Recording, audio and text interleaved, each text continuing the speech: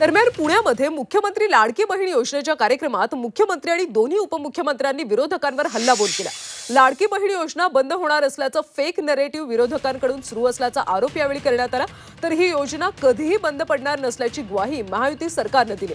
पुण्यातल्या या कार्यक्रमाला महिलांची बहुसंख्य उपस्थिती पाहायला मिळाली।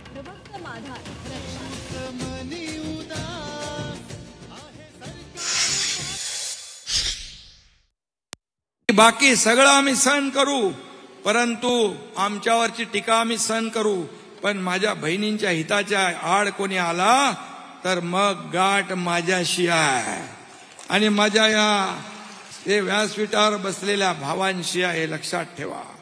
आणि म्हणून या बहिणींचे भाऊ सगळे समर्थ आहेत हे आताच सांगून ठेवतो। अजितदादांनी तर मगाशी सांगितलं त्यांच्या भाषेमध्ये।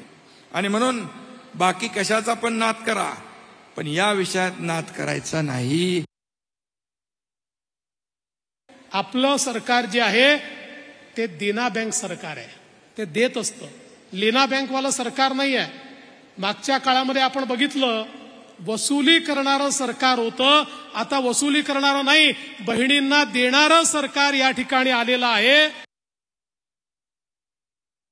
महायुतीचे सहकारी पण उत्साहाच्या भरात सांगतात हे आम्ही तुम्हाला दिलंय, परंतु तुम्ही काही वेगळं केलं तर आम्ही हे परत घेऊ, की हे तुम्हाला दिलंय परंतु डिसेंबरला आढावा घेऊ।